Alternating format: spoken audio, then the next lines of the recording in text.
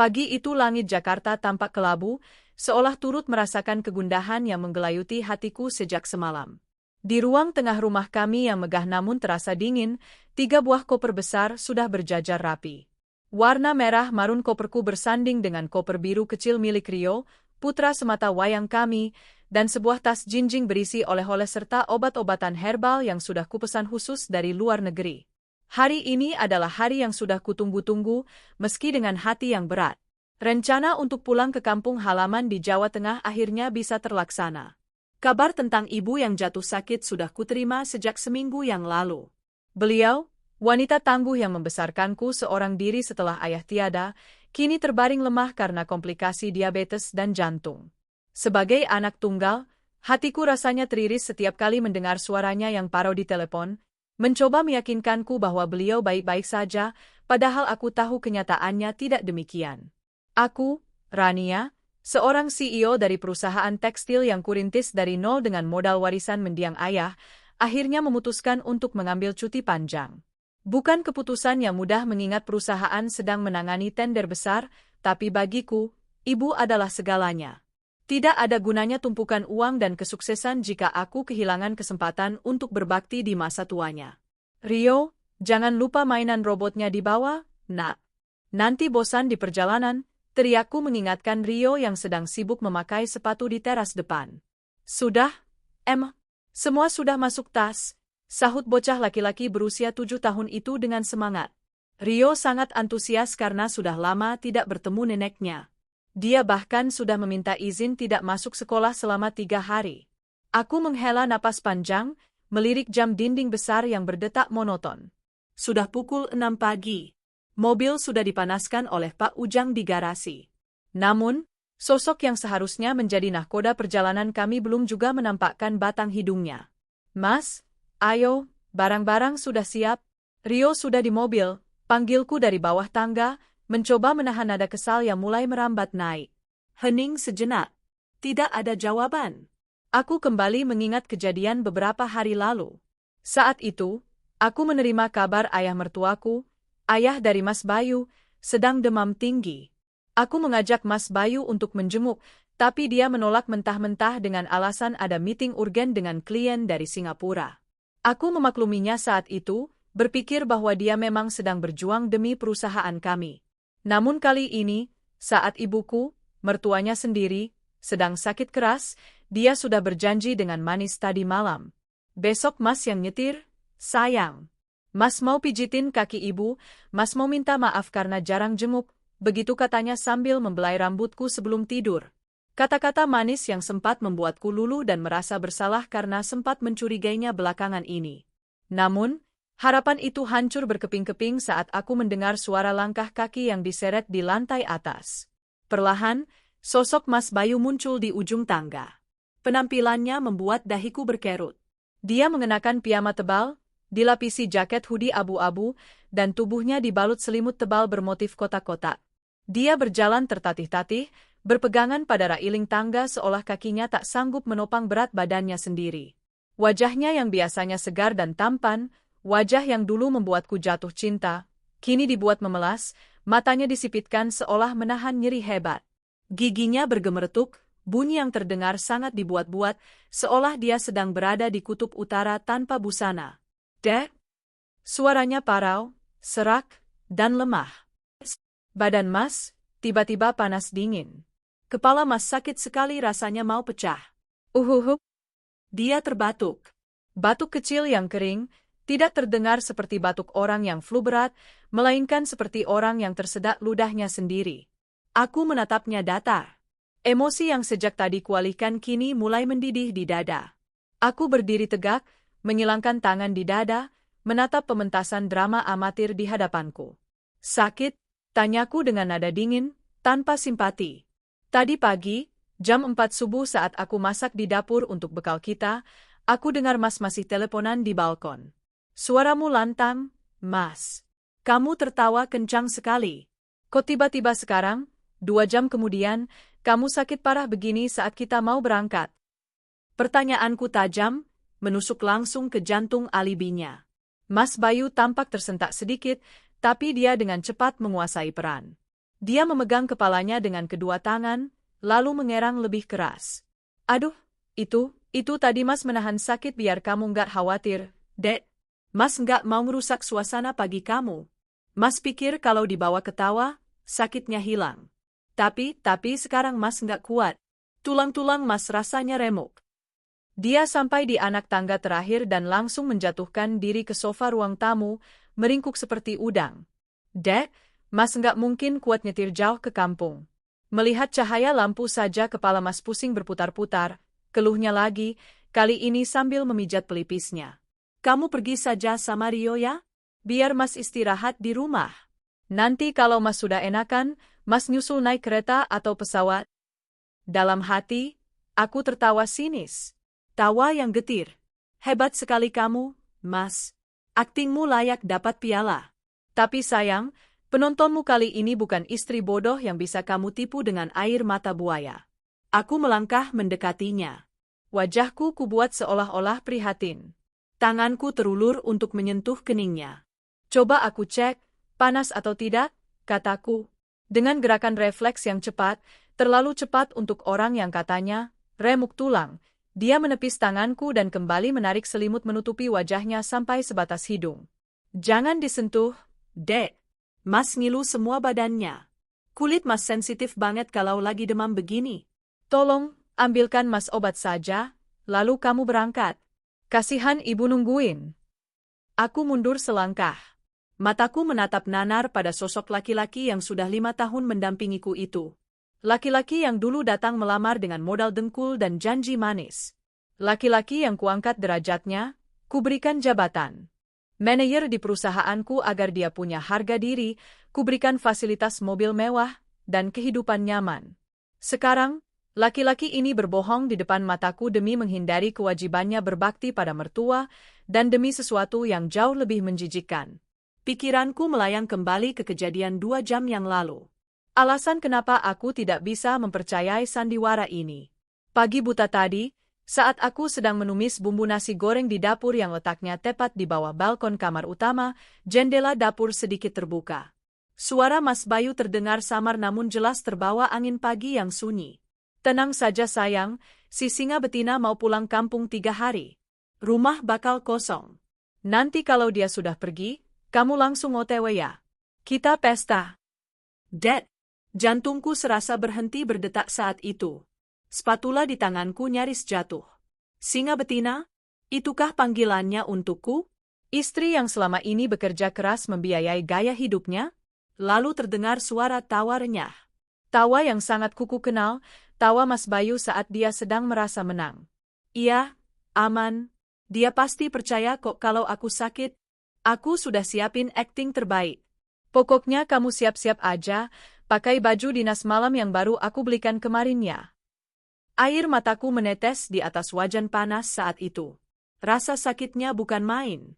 Rasanya seperti ditusuk dari belakang oleh orang yang paling kita percaya untuk menjaga punggung kita.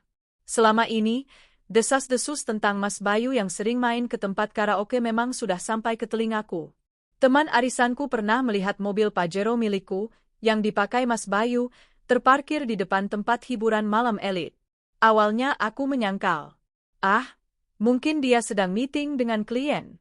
Tempat karaoke kan biasa dipakai untuk entertain relasi bisnis, begitu pembelaanku saat itu. Betapa naifnya aku. Di rumah, Mas Bayu selalu bersikap manis. Dia rajin sholat jika ada aku, dia memeluk Rio dengan sayang, dia selalu mencium keningku sebelum berangkat kerja. Ternyata, itu semua hanya topeng. Topeng tebal untuk menutupi wajah aslinya. Seorang benalu, seorang mokondo yang tidak tahu diuntung, dan sekarang seorang pengkhianat. Kembali ke ruang tamu. Aku menatap Mas Bayu yang masih merintih-rintih kecil. Rasa sedihku sudah hilang, berganti dengan rasa jijik yang luar biasa. Ingin rasanya aku menyeretnya keluar dari rumahku saat ini juga. Tapi tidak. Itu terlalu mudah. Aku adalah pebisnis. Aku bermain dengan strategi. Jika aku melabraknya sekarang tanpa bukti yang telat, seperti menangkap basah mereka berdua, dia pasti akan mengelak. Dia akan bersumpah demi Tuhan bahwa dia tidak selingkuh. Dia akan memutarbalikkan fakta dan membuatku terlihat seperti istri yang paranoid. Aku butuh bukti. Bukti visual yang tidak bisa dibantah di pengadilan agama maupun di depan keluarga besarnya. Aku menarik napas panjang, memasang topengku sendiri. Topeng istri yang prihatin dan patuh. Ya sudah kalau begitu, kataku dengan nada lembut yang kupaksakan, meski tenggorokanku terasa tercekat. Kalau Mas memang sakit parah, aku nggak tega maksa. Mas istirahat saja di rumah. Nanti aku minta Bei Inah, pembantu harian, untuk datang siang buat masakin bubur. Mata Mas Bayu yang tadinya terpejam, sedikit terbuka. Ada kilatan kelegaan di sana. Nggak usah, Dad. Bei Inah kan lagi libur juga. Mas bisa pesen makan online kok. Mas cuma butuh tidur tenang tanpa gangguan. Kamu kunci pintu dari luar aja, Mas bawa kunci duplikat kan? Tentu saja kamu butuh ketenangan tanpa gangguan, agar tamu istimewa, MU bisa masuk dengan leluasa, batinku. Baiklah, aku berangkat sama Rio dan Pak Ujang saja kalau gitu. Mas minum obat yang ada di kotak P3K ya. Jangan lupa istirahat, ucapku sambil meraih tas tanganku. Iya, Dad. Maaf ya Mas nggak bisa ikut. Sampaikan salam sayang Mas buat ibu. Semoga ibu cepat sembuh, katanya. Betapa munafiknya kalimat itu. Dia mendoakan kesembuhan ibuku sambil merencanakan perzinahan di rumahku. Iya, Mas. Assalamualaikum. Waalaikumsalam. Hati-hati di jalan, sayang, jawabnya. Aku berbalik badan, melangkah keluar pintu utama tanpa menoleh lagi. Begitu kakiku menginjak teras, aku menghapus air mata yang sempat menetes di pipi. Bukan air mata kesedihan, tapi air mata kemarahan. Rio menyambutku di mobil. Emma, Papa mana? Kok lama? Aku tersenyum pada anakku, senyum yang kuharap bisa menutupi badai di hatiku. Papa sakit, Nak. Tiba-tiba demam. Jadi Papa nggak bisa ikut. Kita pergi sama Pak Ujang saja ya? Yah, padahal Rio mau main bola sama Papa di kampung. Rio cemberut kecewa. Nanti main sama Om di sana banyak kok, hiburku sambil masuk ke dalam mobil. Mobil perlahan bergerak meninggalkan pekarangan rumah mewah kami. Rumah hasil keringatku. Dari kaca spion, aku melihat pintu rumah tertutup rapat. Tapi aku tahu, di balik pintu itu, Mas Bayu pasti sedang melompat kegirangan, melempar selimutnya, dan segera menelepon selingkuhannya untuk datang. Jalanan komplek pagi itu masih sepi. Kabut tipis masih menyelimuti pepohonan. Pak Ujang, panggilku pelan namun tegas. Sopir parubaya yang sudah bekerja denganku sejak zaman ayahku masih hidup itu menoleh sekilas. Iya, Bu Rania? Kita tidak jadi ke kampung sekarang. Pak Ujang menginjak rem sedikit kaget, lalu menatapku lewat spion tengah. Loh, maksudnya gimana, Bu? Ada barang tertinggal? Atau ibu sakit juga? Aku menggeleng, tatapanku lurus ke jalanan yang kosong. Tanganku meremas tas tangan dengan erat hingga buku jariku memutih. Bukan, Pak. Bapak antar Rio dulu ke rumah Tante Ninda di Kemang. Pastikan Rio aman di sana, bilang saja ada urusan mendadak sebentar. Setelah itu, aku menjeda kalimatku, mengatur napas yang memburu. Setelah itu, kita balik lagi ke perumahan ini. Tapi jangan parkir di depan rumah.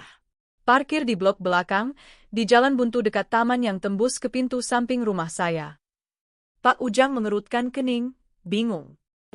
Tapi Bu, Bapak kan sakit di rumah? Kenapa kita harus sembunyi-sembunyi? Aku menatap mata Pak Ujang lewat spion. Bapak Bayu tidak sakit, Pak. Dia sakit jiwa. Dia sedang merencanakan sesuatu yang jahat di rumah saya saat saya pergi. Kita akan melakukan penggerebekan. Wajah Pak Ujang berubah dari bingung menjadi tegang. Dia mengerti. Dia sudah lama bekerja denganku, dia tahu bagaimana watak Mas Bayu yang sebenarnya meski selama ini dia diam demi menghormatiku. Astagfirullah. Baik, Bu.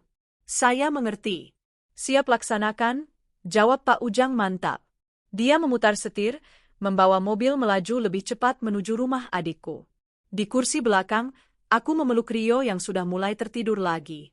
Maafkan Mama, Nat. Hari ini kamu akan belajar bahwa tidak semua orang yang kita sayangi itu baik. Tapi Mama janji, Mama akan membuang racun yang selama ini merusak keluarga kita. Babak pertama sandiwara Mas Bayu sudah dimulai.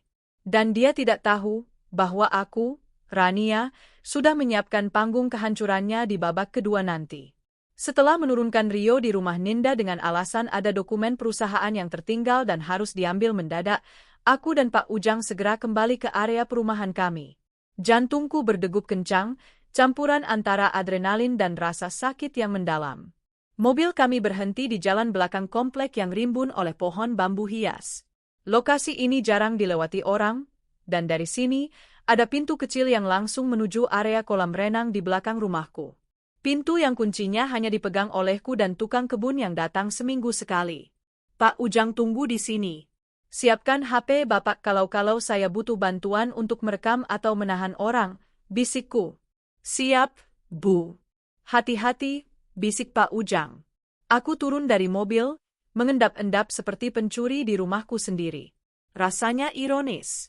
Rumah yang kubangun dengan kerja keras, kini menjadi tempat di mana aku harus menyelinap untuk membuktikan kebusukan suamiku. Saat aku membuka pintu gerbang belakang dengan sangat pelan, suara musik sudah terdengar. Dentuman bas musik dangdut koplo menggema samar-samar. Semakin aku mendekat ke arah pintu kaca ruang tengah yang tertutup gorden tipis, suara itu semakin jelas. Bau asap rokok menyeruak keluar dari ventilasi. Padahal, aku melarang keras siapapun merokok di dalam rumah ber-AC. Mas Bayu tahu aturan itu. Tapi sekarang, aturan itu dilanggar, sama seperti dia melanggar janji suci pernikahan kami. Aku mengintip dari celah gorden yang sedikit terbuka. Pemandangan di dalam sana membuat darahku mendidih hingga ke ubun-ubun. Bayu, suamiku yang tadi pagi, menggigil kedinginan, tulang remuk, dan nyaris mati, kini sedang berdiri di atas meja marmer ruang tamu yang mahal. Dia bertelanjang dada, hanya mengenakan celana pendek boxer. Di tangannya ada botol minuman keras yang harganya jutaan rupiah, koleksi pajangan milik almarhum ayahku yang tidak pernah boleh dibuka. Dan di sana, duduk di sofa kulit favoritku, seorang wanita dengan dress merah menyala yang sangat ketat, memperlihatkan lekuk tubuhnya. Rambutnya diwarnai pirang, riasannya tebal. Itu Siska, wanita yang pernah kulihat di foto buram kiriman temanku bulan lalu. Siska tertawa cekikikan sambil menenggak minuman dari gelas kristalku. Gila ya, Mas. Akhirnya si bos galak itu pergi juga. Rumah segede istana ini jadi milik kita 3 hari. Bebas, serunya dengan suara cempreng. Bayu melompat turun dari meja dengan gesit, sama sekali tidak terlihat sakit. Dia menghampiri Siska dan langsung memeluknya dari belakang, mencium leher wanita itu dengan bernafsu. Iya dong, sayang. Dia itu bodoh banget, tahu nggak? Aku cuma pakai selimut, pura-pura batuk, uhuk-uhuk, dikit, dia langsung percaya dan kasihan. Dasarnya. Bayu tertawa terbahak-bahak. Sekarang kita bebas. Mau ngapain aja bisa. Nggak ada Rio, nggak ada Rania. Surga dunia. Uang transferan bulan ini aman, kan, Mas? Aku mau belanja tas baru nih. Renget Siska manja. Aman, sayang. Kemarin aku baru markup anggaran operasional kantor. Lumayan dapat 20 juta. Cukup kan buat seneng-seneng kita minggu ini? Istriku itu emang mesin ATM berjalan yang gampang dikibulin, jawab Bayu dengan bangga. Tanganku gemetar memegang ponsel. Aku merekam semuanya. Setiap kata, setiap hinaan, setiap sentuhan menjijikkan mereka. Mereka tertawa. Tawa yang merayakan pengkhianatan di atas kesedihan ibuku yang sedang sakit. Tawa yang merayakan kebodohanku selama ini. Cukup. Aku tidak butuh mendengar lebih banyak lagi. Bukti sudah di tangan. Kini saatnya sang ratu kembali ke tahtanya dan membuang sampah pada tempatnya. Alih-alih langsung mendobrak pintu dan melabrak mereka saat itu juga, aku memutuskan untuk mundur. Menarik diri perlahan dari balik pintu kaca yang berembun karena AC dingin yang beradu dengan udara panas luar. Langkahku mundur perlahan, sehati-hati mungkin agar tidak menginjak ranting kering yang bisa menimbulkan suara. Dalam benakku, ada perang hebat yang sedang berkecamuk.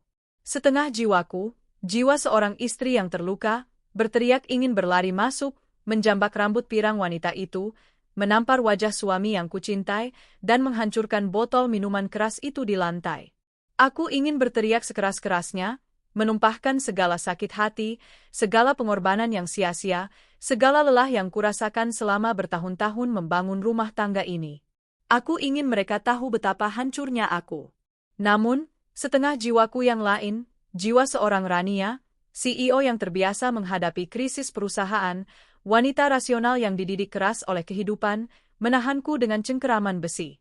Jangan bodoh, Rania, suara itu berbisik tegas di kepalaku. Kalau kamu masuk sekarang, hanya dengan modal emosi dan satu video pendek di tanganmu yang gemetar, mereka bisa mengelak. Bayu licik. Dia bisa memutarbalikkan fakta. Dia bisa bilang wanita itu tamu yang memaksa masuk. Dia bisa bilang dia dijebat. Kamu butuh lebih dari sekadar drama.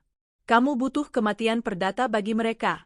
Aku berhasil kembali ke mobil Pak Ujang yang terparkir di balik rimbunnya pohon bambu tanpa ketahuan. Begitu pintu mobil tertutup, pertahananku runtuh seketika. Tubuhku merosot di jok belakang. Napasku tersengal-sengal, seolah oksigen di sekitarku tiba-tiba habis disedot oleh rasa sesak yang menghimpit dada. Air mata yang tadi kutahan mati-matian di depan pintu kaca, kini tumpah ruah seperti bendungan yang jebol. Aku menangis tanpa suara. Menutup mulutku dengan kedua tangan agar isakanku tidak terdengar keluar, meski kaca mobil ini gelap dan kedap suara. Rasanya sakit sekali. Lebih sakit daripada saat aku kehilangan tender miliaran rupiah, lebih sakit daripada saat aku jatuh sakit sendirian di luar negeri. Ini adalah rasa sakit pengkhianatan dari orang yang tidur di sebelahmu setiap malam. Orang yang kau doakan dalam setiap sujudmu. Burana? Suara Pak Ujang terdengar lirih dari kursi depan. Dia tidak menoleh ke belakang, menjaga privasiku, tapi aku tahu dia ikut merasakan kesedihanku. Ibu, yang sabar. Kalau ibu mau saya seret mereka keluar sekarang, saya siap, Bu. Saya tidak takut dipenjara demi membela kehormatan ibu. Ucapan tulus Pak Ujang membuat tangisku sedikit mereda. Ternyata, orang yang bukan siapa-siapa, hanya seorang sopir, justru lebih memiliki loyalitas dan kehormatan dibandingkan suamiku sendiri yang berpendidikan tinggi. Aku menghapus air mataku kasar dengan punggung tangan. Mengambil tisu dari tas, lalu menatap cermin di sun visor. Wajahku sembab, mataku merah. Riasan tipis yang kupakai tadi pagi sudah luntur. Jangan, Pak, jawabku, suaraku masih serak namun mulai terdengar tegas. Kita tidak akan main hakim sendiri. Itu cara orang barbar. Kita akan main cantik. Aku mengeluarkan iPad Pro dari tasku. Tanganku dengan cepat membuka aplikasi Smart Home yang terhubung dengan seluruh sistem keamanan di rumah. Selama ini, Bayu tahu ada CCTV di garasi dan teras depan. Tapi dia tidak tahu, sebulan yang lalu, saat dia dinas luar kota, yang entah benar dinas atau selingkuh, aku memanggil teknisi untuk memasang kamera mikro tersembunyi di ruang tamu, ruang keluarga, dan, maafkan aku Tuhan, di kamar utama kami. Aku memasangnya bukan karena curiga selingkuh saat itu, tapi karena aku sering merasa ada barang-barang kecilku yang hilang atau berpindah tempat. Firasat seorang istri memang kadang bekerja dengan cara yang misterius. Dan sekarang, firasat itu menyelamatkanku. Layar iPad menyala, menampilkan feed langsung dari ruang tengah dengan kualitas 4K dan suara yang jernih. Aku memasang earphone nirkabel ke telingaku. Dunia di sekitarku lenyap, digantikan oleh pemandangan neraka di dalam rumahku sendiri. Di layar, aku melihat Bayu sedang menuangkan lagi minuman keras itu ke gelas Siska. Mereka duduk berdempetan, tangan Bayu meraba-raba paha wanita itu dengan menjijikkan. Rumah ini sebentar lagi bakal jadi milik kita sepenuhnya, yang, ucap Bayu di layar, suaranya terdengar jelas di telingaku. Rania itu gila kerja. Kesehatannya makin turun. Siapa tahu kan, umur nggak ada yang tahu. Kalau dia lewat, semua warisan jatuh ke aku dan Rio. Rio masih kecil, gampang diatur. Nanti kamu yang jadi nyonya rumah di sini. Darahku mendidih mendengar kalimat itu. Dia mendoakan kematianku? Suami yang setiap bulan kuberi jatah uang saku 50 juta rupiah di luar gaji pokoknya, suami yang kubelikan mobil, suami yang kuangkat derajatnya dari seorang staf biasa menjadi manajer, kini mendoakan kematianku demi menguasai hartaku bersama pelacurnya? Ih, Mas jahat banget mulutnya. Siska tertawa manja, memukul pelan dada Bayu. Tapi amin deh. Aku udah bosen tinggal di kosan sempit. Aku pengen punya walk-in closet kayak punya istrimu itu. Bajunya bagus-bagus, tasnya Hermes semua. Ambil aja, sayang. Ambil yang kamu mau. Nanti bilang aja kemalingan pas rumah kosong. Si Rania nggak bakal sadar, barang dia kan banyak banget, sahut Bayu enteng. Cukup. Aku mematikan layar iPad sejenak. Tanganku mengepal hingga kuku-kukuku menancap di telapak tangan, menimbulkan rasa perih yang membuatku tetap sadar. Rasa cintaku pada Bayu, yang mungkin tadi pagi masih tersisa sekian persen, kini lenyap tak berbekas. Menguap bersama asap rokok yang mereka hembuskan di ruang tamuku. Yang tersisa kini hanyalah dingin. Dingin yang mematikan. Aku mengambil ponselku, mencari nama kontak di daftar favorit, Dion, lawyer perusahaan. Halo, Bu Rania? Tumben telepon pagi-pagi? Ada masalah dengan kontrak tender? Sapa Dion di ujung telepon. Suaranya profesional dan sigap. Din, dengarkan aku baik-baik, kataku. Suaraku tenang, tapi Dion yang sudah mengenalku 10 tahun pasti bisa mendengar getaran amarah yang tertahan di sana. Aku butuh kamu siapkan berkas gugatan cerai sekarang juga. Alasan, perzinahan dan upaya penggelapan aset. Hening sejenak di seberang sana. Bu, Anda serius? Pak Bayu? Sangat serius. Aku punya bukti video dia sedang berpesta miras dan berzina dengan wanita lain di rumahku saat ini juga. Aku juga punya rekaman suara dia merencanakan pencurian asetku. Astagfirullah. Dion terdengar kaget. Baik, Bu. Saya akan siapkan tim legal sekarang. Apa yang Ibu butuhkan dari saya saat ini? Blokir akses Bayu ke semua rekening perusahaan. Cabut wewenang tanda tangannya. Bekukan kartu kredit tambahan yang dia pegang. Dan satu lagi, aku butuh kamu hubungi pihak kepolisian sektor setempat. Bilang aku mau melaporkan perbuatan tidak menyenangkan dan perzinahan. Aku mau penggerebekan resmi. Siap, Bu. Saya akan koordinasikan. Ibu posisi di mana? Saya di depan rumah. Menunggu momen yang tepat. Jangan sampai dia curiga rekeningnya mati dulu. Biarkan dia senang-senang 1 jam lagi. Urus surat-suratnya, Dion. Aku mau begitu dia keluar dari rumah ini, dia tidak punya apa-apa selain baju yang menempel di badan. Mengerti, Bu? Laksanakan. Sambungan telepon terputus. 1 langkah sudah diambil. Langkah hukum. Sekarang, langkah sosial. Aku melihat ke arah Pak Ujang. Pak, tolong panggil Pak RT dan Komandan Satpam Komplek. Bilang ke mereka, ada orang asing masuk ke rumah saya tanpa izin dan melakukan pesta miras. Jangan bilang itu suami saya dulu. Bilang saja ada aktivitas mencurigakan yang meresahkan. Baik, Bu. Biar mereka jadi saksi ya, Bu. Betul. Aku butuh saksi mata dari lingkungan. Aku mau seluruh komplek tahu kelakuan busuk Bayu. Aku mau dia tidak punya muka lagi untuk tinggal di lingkungan elit ini. Pak Ujang segera menelepon pos Satpam. Sambil menunggu, aku kembali menyalakan iPad. Di layar, Siska kini sedang berjalan menuju kamar tidurku. Kamar suci tempat aku dan Bayu beristirahat. Dia membuka lemari pakaianku, mengeluarkan blazer kerjaku, dan mencobanya di depan cermin sambil berpose mengejek. Halo, saya Bu Sio, saya sibuk kerja cari duit buat laki saya selingkuh. Siska menirukan gayaku bicara dengan nada mengejek, lalu tertawa terbahak-bahak bersama Bayu yang menonton dari kasurku. Hatiku tidak lagi sakit melihat itu. Hatiku kini membeku. Pemandangan itu justru memberiku kekuatan. Mereka sedang menggali kuburan mereka sendiri. Semakin banyak mereka bertingkah, semakin kuat bukti yang kupunya. Aku ingat masa lalu. 5 tahun yang lalu. Bayu yang masih kurus, datang ke rumah kontrakan lamaku membawa martabak manis. Ran, aku mungkin belum punya apa-apa sekarang. Gajiku pas-pasan. Tapi aku janji, aku akan kerja keras. Aku akan jadi suami yang bikin kamu bangga. Aku nggak akan biarkan kamu capek sendirian. Janji itu manis sekali waktu itu. Janji yang membuatku menolak lamaran pengusaha kaya demi memilih Bayu.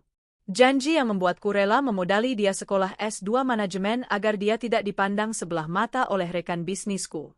Ternyata, investasi terbesarku adalah kerugian terbesarku. Bayu bukan aset.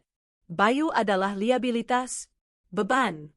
Aku menatap pantulan wajahku di cermin spion lagi. Rania yang menangis tadi sudah pergi. Kini yang ada adalah Rania sang singa betina, julukan yang Bayu berikan untuk mengejekku, tapi kini akan kukanakan dengan bangga. Singa betina adalah pemburu yang paling mematikan. Dia melindungi kawanannya, dan dia tidak akan segan-segan mencabik hiena yang mencoba mencuri makanannya. 10 menit kemudian, Pak Ujang memberi kode. Bu, Pak RT dan 3 orang satpam sudah kumpul di pos ronda dekat taman. Mereka siap bergerak. Bagus, jawabku. Aku merapikan rambutku. Memulaskan kembali lipstik merah marun di bibirku. Warna keberanian. Aku tidak akan masuk ke sana dengan wajah istri yang teraniaya. Aku akan masuk ke sana sebagai pemilik sah yang sedang membersihkan hama. Aku membuka pintu mobil. Udara panas Jakarta langsung menerpa kulitku, tapi hatiku tetap dingin. Ayo, Pak Ujang. Kita mulai pertunjukannya. Dengan langkah mantap, diiringi oleh Pak Ujang di belakangku, aku berjalan menuju titik kumpul di mana Pak RT dan Satpam sudah menunggu dengan wajah tegang dan pentungan di tangan. Mereka tampak kaget melihatku ada di sana, padahal seharusnya aku di luar kota. Bu Rania? Loh, katanya ibu pulang kampung, tanya Pak RT bingung. Tidak jadi, Pak. Tuhan menyuruh saya pulang untuk melihat tikus yang sedang pesta di rumah saya. Jawabku datar. Mari, Pak. Saya butuh Bapak menyaksikan sendiri apa yang terjadi di dalam. Jangan sampai nanti saya dituduh KDRT kalau saya kelepasan memukul tikusnya. Pak RT menelan ludah, mengangguk paham melihat sorot mataku yang tajam. Rombongan kecil kami bergerak dalam diam menuju pintu samping. Di dalam sana, musik masih berdentum, tawa masih meledak, tanpa sadar bahwa di luar, badai kehancuran sudah siap menerjang pintu. Waktu bermain sudah habis, Mas Bayu. Sekarang giliran aku yang memegang kendali permainan. Pintu samping yang menghubungkan taman dengan ruang tengah itu memang sengaja kubiarkan terbuka kuncinya oleh Pak Ujang saat memanaskan mobil tadi pagi. Sebuah langkah preventif dari firasat yang bekerja lebih cepat dari logikaku. Sekarang, pintu itu menjadi gerbang masuk bagi pasukan keadilanku. Aku mengangkat tangan kanan, memberi isyarat kepada Pak RT dan 3 satpam berbadan tegap di belakangku untuk berhenti sejenak. Aku ingin memastikan posisi mereka. Terdengar jelas suara Siska yang sedang bernyanyi vals, suaranya melengking menyaingi dentuman bas musik dangdut koplo yang memekakan telinga. Tarik, Mang. Aso, teriak Bayu, suaranya berat dan serak, jelas efek alkohol yang mulai menguasai kesadarannya. Pak RT menggelengkan kepala, wajahnya tampak prihatin sekaligus geram. Astagfirullah, pagi-pagi begini. Di rumah orang terpandang pula, gumamnya pelan. Bapak siap? Bisikku. Siap, Bu. Ini sudah keterlaluan, jawab Pak RT tegas. Aku mengangguk. Dengan satu tarikan napas panjang, aku mendorong pintu geser kaca itu hingga terbuka lebar. Suara roda pintu yang bergesekan dengan relnya tertelan oleh kebisingan musik. Kami melangkah masuk. Pemandangan di dalam sungguh lebih mengerikan dibandingkan yang kulihat di layar iPad tadi. Bau alkohol murahan bercampur dengan aroma parfum menyengat milik Siska memenuhi ruangan yang biasanya beraroma lavender menenangkan. Asap rokok mengepul tebal, membuat mata terasa perih. Karpet bulu impor dari Turki yang kusayangi kini ternoda tumpahan cairan berwarna coklat dan abu rokok. Bayu berdiri di atas meja marmer, meja yang kubeli saat pameran furnitur di Italia. Dia bertelanjang dada, keringat membasahi tubuhnya, berjoget tidak karuan dengan mata setengah terpejam. Sementara Siska, masih mengenakan gaun merah ketatnya yang kini sedikit tersingkap, duduk di sofa sambil bertepuk tangan heboh, memegang botol minuman di tangan kirinya. Mereka begitu larut dalam euforia dosa, sampai-sampai tidak menyadari ada 5 orang yang sudah berdiri mematung di ambang pintu, menyaksikan kebiadaban mereka. Ayo dong, Yang. Joget sini. Jangan duduk aja, seru Bayu, mengulurkan tangannya pada Siska. Bentar Mas. Aku lagi upload story nih, biar temen-temenku pada iri lihat aku di rumah gedongan. Sahut Siska sambil mengarahkan kamera ponselnya ke sekeliling ruangan, dan saat kamera ponsel itu berputar ke arah pintu, gerakan Siska terhenti. Ponselnya nyaris terlepas dari genggaman. Matanya yang berlensa kontak warna biru itu membelalak lebar, menatap lurus ke arahku.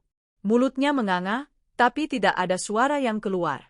Wajahnya yang penuh makeup tebal seketika pucat, kontras sekali dengan warna merah di bibirnya. Bayu yang melihat perubahan ekspresi Siska ikut bingung. Kenapa, Yang? Kok bengong? Ada hantu. Bayu menolehkan kepalanya ke arah pandangan Siska. Waktu seolah berhenti berputar. Mata kami bertemu. Mata Bayu yang merah dan sayu seketika membesar. Pupilnya mengecil karena terkejut. Tubuhnya yang tadi bergoyang mengikuti irama, kini membeku di atas meja, dalam pose yang sangat konyol dan memalukan. Di hadapannya, berdiri istrinya. Istri yang dia pikir sedang dalam perjalanan jauh, istri yang dia pikir bodoh dan penurut. Istri yang kini berdiri tegak dengan tangan bersedekap, diapit oleh Pak RT dan Satpam berseragam lengkap dengan pentungan di pinggang. Pak Ujang, teriakku, suaraku membelah kebisingan musik dengan kekuatan yang tak kuduga aku miliki. Matikan musiknya. Pak Ujang dengan sigap berlari ke arah sound system di pojok ruangan dan mencabut kabel utamanya dengan kasar. Z. Musik mati seketika. Hening yang mencekam langsung menyergap ruangan itu. Hanya terdengar suara napas Bayu yang memburu dan dengung halus AC. Bayu kehilangan keseimbangan karena kaget. Kakinya terpeleset di atas meja licin itu. Brak! Dia jatuh terguling ke lantai, menimpa toples kristal berisi kue kering hingga pecah berantakan. Pecahan beling berserakan di sekitar tubuhnya yang setengah telanjang. Rintihnya, mencoba bangun dengan susah payah. Rasa sakit akibat jatuh mungkin tidak seberapa dibandingkan rasa takut yang kini merayapi tulang punggungnya saat melihat tatapan mataku. Lanjutin dong jogetnya, kataku dingin, suaraku rendah namun bergema di ruangan yang sunyi itu. Aku melangkah maju perlahan, bunyi hak sepatuku beradu dengan lantai marmer terdengar seperti ketukan palu hakim. Tak. Kok berhenti? Katanya tadi pagi sakit sampai mau mati? Katanya tulang remuk. Kepala mau pecah? Aku berhenti tepat 2 meter di depannya. Kok sekarang malah lebih lincah dari kera di sirkus? Bayu merangkak mundur, menjauhi pecahan kaca, wajahnya menyiratkan kepanikan luar biasa. Dia mencoba mencari kata-kata, tapi alkohol membuat otaknya lambat bekerja. Rania? Dek? Kamu kok pulang? Tanyanya tergagap. Suaranya gemetar hebat. Kenapa? Kaget? Tanyaku sinis. Kecewa karena pestanya bubar sebelum waktunya? Atau kaget karena, singa betina, ini pulang lebih cepat ke kandangnya? Mendengar kata, singa betina, wajah Bayu makin pucat. Dia tahu aku sudah mendengar semuanya. Siska yang duduk di sofa mencoba bangkit. Dia merapikan roknya yang tersingkap dengan panik. Mbak Rania ya? Salam kenal, Mbak. Duduk. Bentakku keras, membuat Siska terlonjak kaget dan kembali terhempas ke sofa. Siapa yang suruh kamu berdiri? Ini rumah saya. Di sini, saya yang bikin aturan. Pak RT maju selangkah, menggelengkan kepala melihat kekacauan di depannya. Pak Bayu, benar-benar tidak punya hati. Istri sedang berjuang mau nengok orang tua sakit, bapak malah bikin maksiat di sini. Bawa perempuan pula. Malu. Pak, sama tetangga. Bayu menatap Pak RT dengan tatapan memohon. Pak RT, ini salah paham, Pak. Sumpah, ini salah paham. Ini perempuan ini dia. Bayu menunjuk Siska dengan tangan gemetar. Dia sepupu jauh saya, Pak. Iya, sepupu. Dia datang mau pinjam uang, terus kita minum dikit buat menghormati tamu. Sepupu? Aku tertawa. Tawa yang kering, tanpa humor sedikit pun. Tawa yang terdengar menakutkan bahkan di telingaku sendiri. Hebat sekali kamu, Mas. Sampai detik ini pun kamu masih mau berbohong. Aku mengeluarkan ponselku, memutar rekaman video yang baru saja kuambil dari balik pintu kaca tadi. Volume kupasang maksimal. Terdengar suara Bayu yang jelas dan lantang dari ponselku. Rania itu gila kerja. Kalau dia lewat, semua warisan jatuh ke aku. Nanti kamu yang jadi nyonya rumah di sini. Wajah Bayu berubah menjadi abu-abu. Keringat dingin sebesar biji jagung bercucuran di pelipisnya. Alibi, sepupu, itu hancur berkeping-keping sebelum sempat terbangun. Masih mau bilang dia sepupu? Tanyaku sambil mendekatkan wajahku ke wajahnya yang kini berlutut di lantai. Sepupu mana yang kamu janjikan jadi nyonya rumah sambil mendoakan istrimu mati? Sepupu mana yang kamu raba-raba pahanya di depan CCTV? CCTV? Bayu mendongak kaget. Matanya liar mencari sekeliling. Tapi CCTV cuma ada di garasi. Itu yang kamu tahu, potongku cepat. Kamu pikir aku sebodoh itu? Selama sebulan ini, setiap gerak-gerikmu, setiap telepon mesramu, setiap rencana busukmu untuk menggelapkan uang perusahaanku, semuanya terekam. Jelas, HD, dan sekarang, semua bukti itu sudah ada di tangan pengacara dan polisi. Mendengar kata, polisi, pertahanan Siska runtuh. Dia mulai menangis histeris. Mas Bayu, katanya aman. Katanya istrimu bego. Katanya nggak bakal ketahuan. Kok jadi begini? Teriaknya sambil melempar bantal sofa ke arah Bayu. Gue nggak mau dipenjara. Gue nggak mau. Diam kamu, hardiku pada Siska. Kamu masuk ke rumahku tanpa izin, memakai bajuku, minum dari gelasku, dan merencanakan menguasai hartaku. Kamu pikir air matamu bisa menyelamatkanmu? Kamu bukan korban di sini. Kalian berdua adalah pelaku kriminal. Bayu merangkak mendekat, mencoba meraih kakiku. Dek, Rana? Ampuni mas, Dad. Mas Filaf. Itu pengaruh alkohol. Mas nggak sadar ngomong apa. Mas sayang sama kamu, Dad. Mas cuma butuh hiburan sedikit karena stres kerjaan. Aku mundur selangkah, menghindari sentuhan tangannya yang najis. Jijik. Perasaan itu begitu kuat hingga membuat perutku mual. Stres kerjaan? Aku menatapnya dengan tatapan merendahkan. Kerjaan apa? Kerjaanmu di kantor cuma tanda tangan dokumen yang sudah disiapkan staf. Kerjaanmu cuma main golf sama klien yang nggak jelas. Itu pun pakai uangku. Gajimu 50 juta sebulan, fasilitas mobil mewah, kartu kredit unlimited, itu masih bikin kamu stres. Kurang bersyukur kamu, Bayu. Pak RT ikut menimpali, emosinya terpancing. Banyak orang susah cari makan, kamu dikasih hidup enak malah ngelunjak. Pak Satpam, perintahku tenang namun otoriter. Dua Satpam langsung maju. Amankan wanita ini. Bawa dia ke pos Satpam. Jangan biarkan dia bawa apapun dari rumah ini kecuali tas yang dia bawa saat datang. Periksa tasnya, pastikan tidak ada barang saya yang terselip. Baik, Bu. Siska menjerit-jerit saat kedua lengannya dipegang oleh Satpam. Lepasin. Gue bisa jalan sendiri. Awas ya lo, Mas Bayu. Gue laporin lo penipuan. Lo bilang lo duda kaya. Ternyata lo cuma suami numpang hidup. Kata-kata Siska menampar harga diri Bayu lebih keras daripada tamparan fisik manapun. Dia tertunduk lesu, bahunya merosot. Rahasianya terbongkar. Topeng, suami sukses, yang dia pakai di depan selingkuhannya ternyata sudah robek.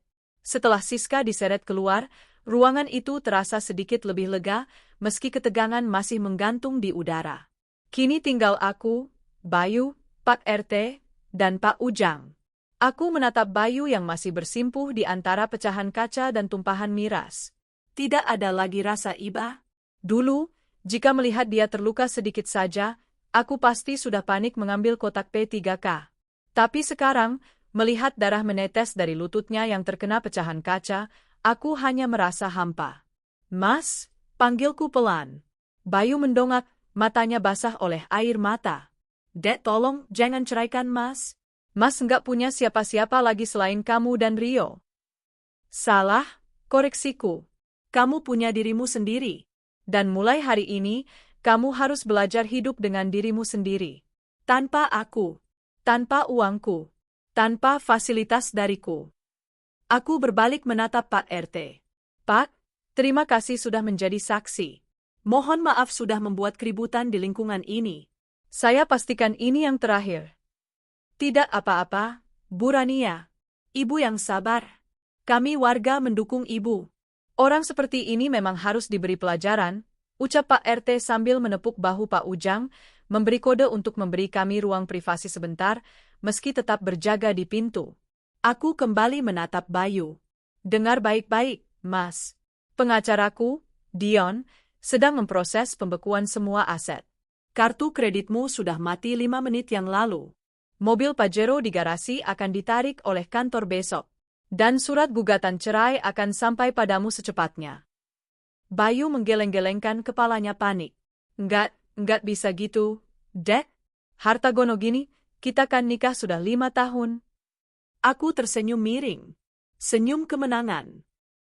Harta gono gini? Kamu lupa? Sebelum menikah, ayahku memaksamu menandatangani perjanjian pranikah. Pisah harta. Semua yang atas namaku adalah milikku. Dan semua yang kamu beli pakai uangku tapi atas namamu, aku punya bukti aliran dananya. Itu penggelapan, Mas. Pidana. Wajah Bayu runtuh sepenuhnya. Dia baru sadar bahwa dia tidak hanya kehilangan istri, tapi dia akan kehilangan segalanya. Benar-benar segalanya. Dia akan kembali ke titik nol, atau bahkan minus. Sekarang, berdiri, perintahku. Bayu diam saja, lemas. Berdiri, bentakku.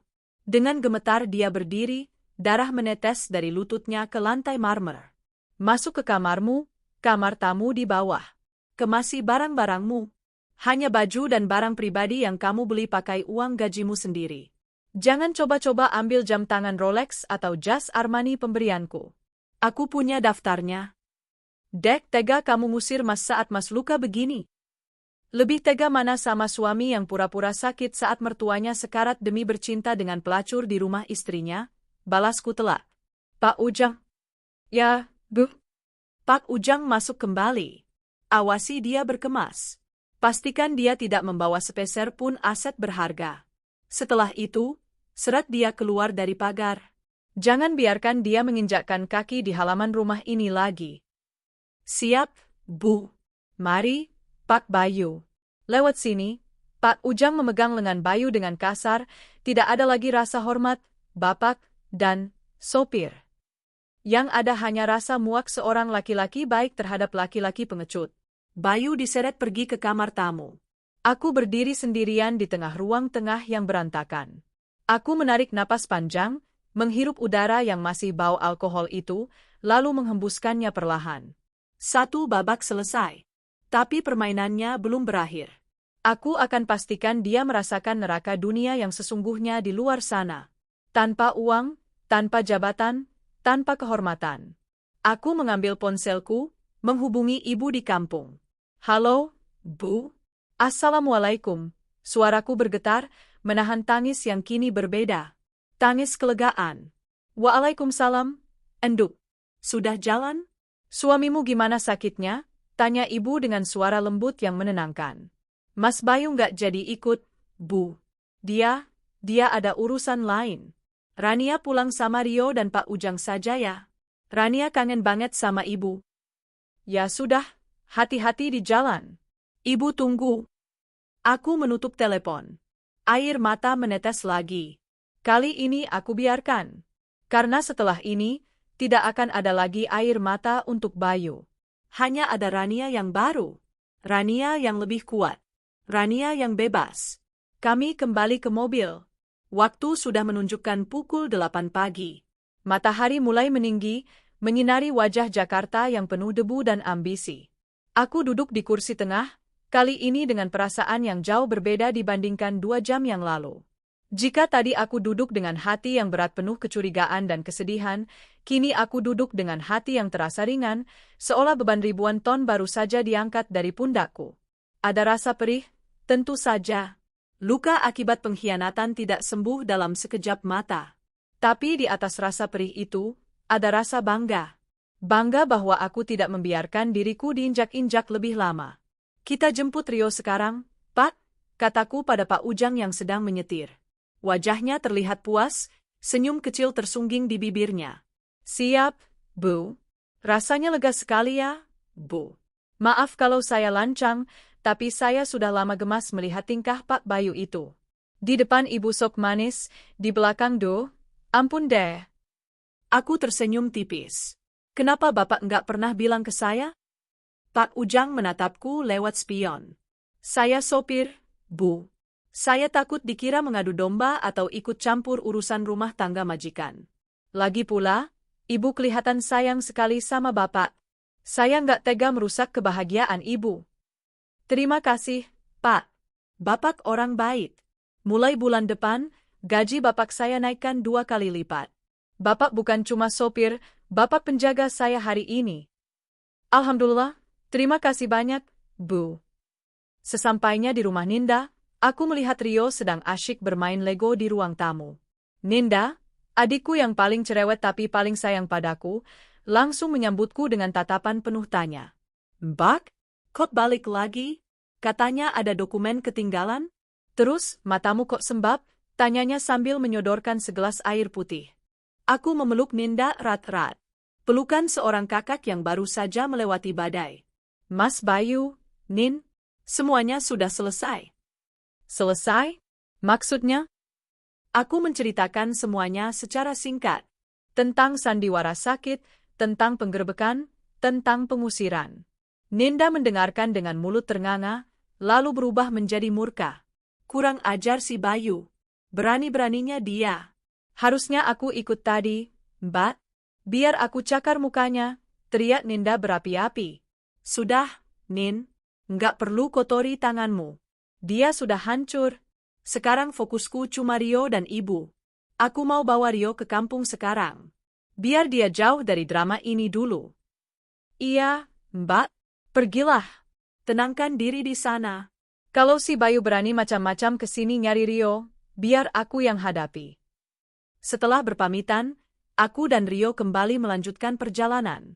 Perjalanan menuju Jawa Tengah memakan waktu sekitar 7 jam via tol Trans Jawa.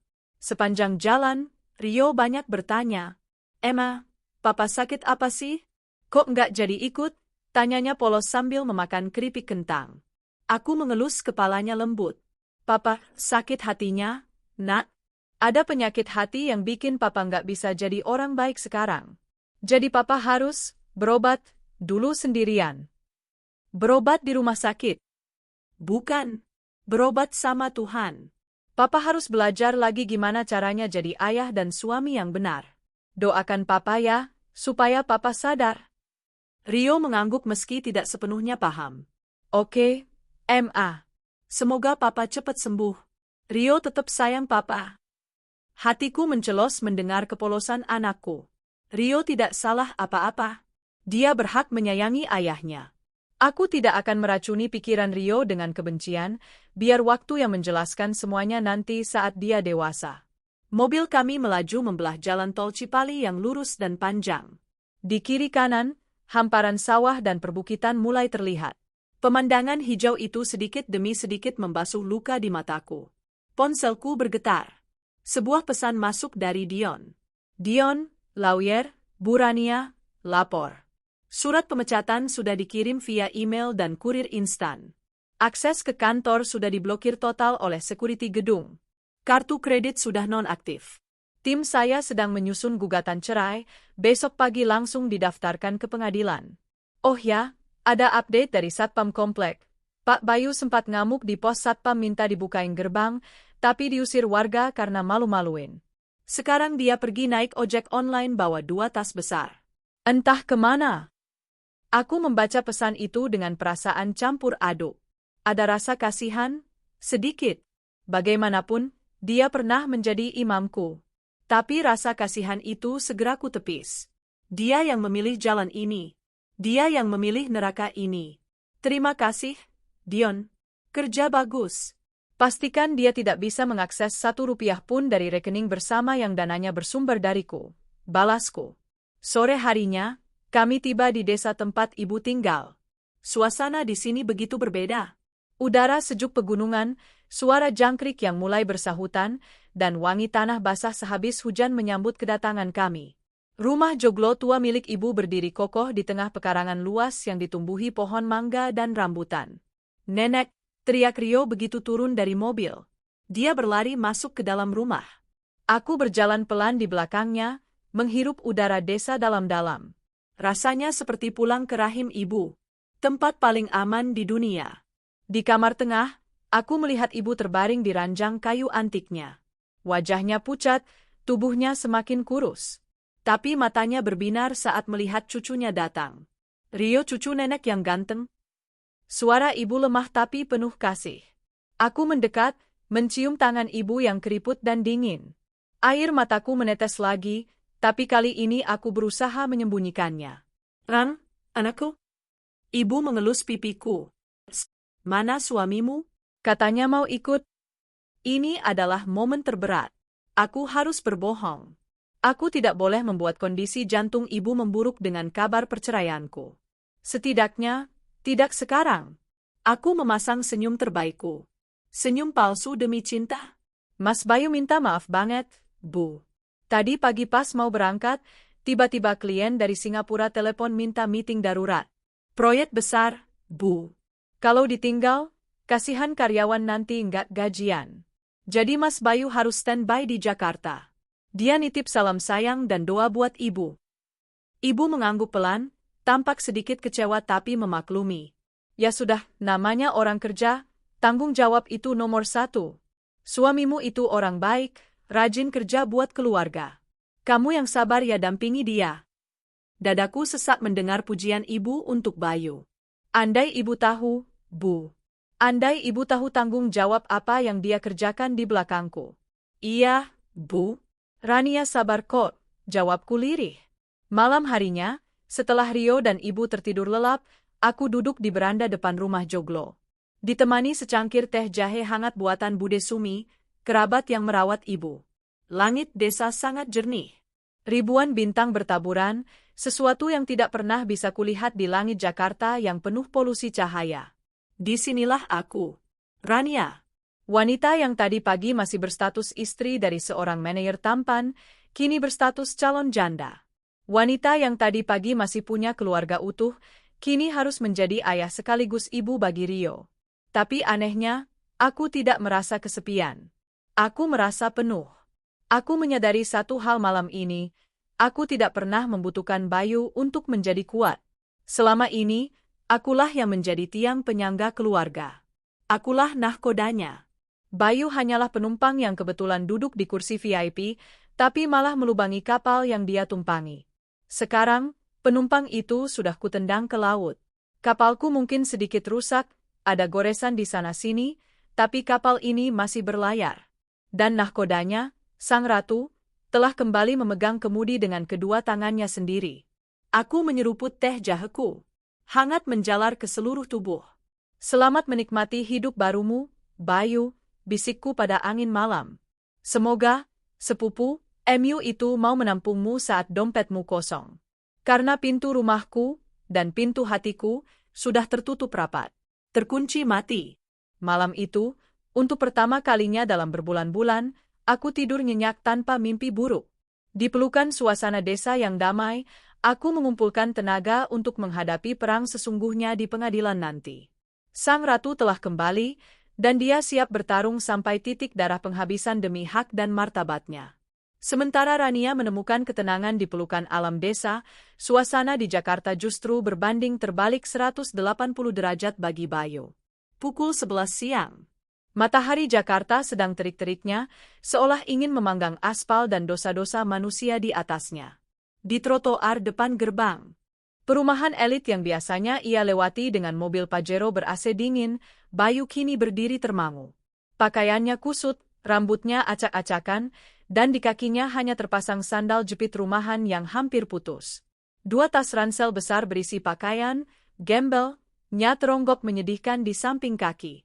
Pak Bayu, tolong jangan menghalangi jalan masuk warga lain, tegur seorang satpam dengan nada dingin. Satpam yang sama yang dulu selalu membungkuk hormat padanya dan memanggilnya, Pak Bos. Bayu menoleh dengan tatapan nanar. Pak, saya boleh pinjam charger sebentar di pos? HP saya lowat. Maaf, Pak. Perintah Bu Rania jelas. Bapak dilarang mendekati area pos atau rumah. Silakan pergi sebelum kami panggil polisi patroli. Diusir seperti anjing kurap. Itulah yang dirasakan Bayu. Harga dirinya yang selama ini ia bangun setinggi langit, runtuh seketika menjadi debu. Beberapa tetangga yang lewat dengan mobil melambatkan laju kendaraan mereka, kaca jendela diturunkan sedikit, menatapnya dengan tatapan jijik dan berbisik-bisik. Itu kan Pak Bayu? Katanya selingkuh ya? Iya, Tadi pagi ribut-ribut digerebek istri sendiri. Ih, amit-amit. Kelihatannya alim, ternyata. Bisikan-bisikan itu terasa lebih menyakitkan daripada tamparan fisik. Bayu segera memalingkan wajah, menyetop ojek online yang kebetulan lewat dengan panik. Bang, bang. Antar saya ke daerah Tebet, serunya sambil melempar tasnya ke pangkuan si abang ojek. Sepanjang perjalanan di atas motor butut itu, Bayu mencoba merasionalisasi keadaan. Tenang, Bayu. Tenang. Kamu masih punya Siska. Rania memang kejam, tapi Siska pasti ngerti. Siska cinta mati sama kamu. Kita bisa mulai dari awal. Aku punya pengalaman kerja, aku bisa cari kerja baru. Yang penting sekarang numpang dulu di tempat Siska. Bayu merogoh saku celananya, mengeluarkan dompet kulit yang kini terasa tipis. Kartu kredit platinum, kartu debit prioritas, semuanya sudah digunting Rania. Yang tersisa hanya uang tunai Rp200.000 dan KTP. Sialan kamu, Rania, umpatnya pelan. Tunggu tanggal mainnya. Nanti kalau aku sukses lagi, kamu bakal nyesel. Sesampainya di depan rumah kos eksklusif tempat Siska tinggal, yang sewanya 5 juta per bulan dibayar pakai uang Rania, Bayu langsung menyerbu masuk ke kamar nomor 102. Pintu tidak dikunci. Bayu mendorongnya kasar. Yang, sayang, panggilnya. Di dalam kamar yang berantakan itu, Siska sedang sibuk memasukkan baju-bajunya ke dalam koper besar. Wajahnya masih sembab sisa menangis tadi pagi, tapi ekspresinya kini keras dan dingin. Melihat Bayu datang dengan penampilan lusuh dan keringat bercucuran, Siska bukannya berlari memeluk, malah mendengus sinis. "Ngapain lo kesini?" tanya Siska ketus, tangannya tetap sibuk melipat dress malamnya. Bayu terperangah. "Lo? Kok ngomongnya gitu?" "Aku diusir Rania, Yang. Aku nggak punya tempat tinggal. Aku mau numpang di sini sementara waktu sampai aku dapat kerjaan baru. Kita kan saling mencintai, kita hadapi ini bareng-barengnya." Siska tertawa. Tawa yang sangat menyakitkan. Dia melempar baju yang sedang dipegangnya ke lantai. "Cinta? Heh, Bayu, sadar diri dong." "Gue mau sama lo karena lo itu, Pak Menef, yang dompetnya tebel. Karena lo janjin gue hidup enak, tas branded, liburan ke Bali. Sekarang, lihat diri lo. Lo cuma gelandangan yang bawa tas ransel butut." Tapi Siska, aku berkorban demi kamu. Aku kehilangan istriku, anakku, hartaku, cuma gara-gara belain kamu tadi pagi. Bayu mencoba meraih tangan Siska, tapi ditepis kasar. "Siapa suruh lo bego?" Siska melotot, matanya menyala penuh kemarahan. "Gue nggak minta lo nyerahin bini lo yang kaya itu. Gue cuma mau jadi simpenan yang enak. Kalau lo jatuh miskin gini, lo nggak ada gunanya buat gue. Lo pikir sewa kosan ini murah? Lo pikir skincare gue dibayar pakai cinta?" Dunia Bayu serasa runtuh untuk kedua kalinya hari itu. Wanita yang selama ini memujanya, yang memanggilnya, rajaku, pahlawanku, ternyata hanyalah parasit yang menempel pada inangnya. Dan sekarang, saat inangnya mati, parasit itu mencari inang baru.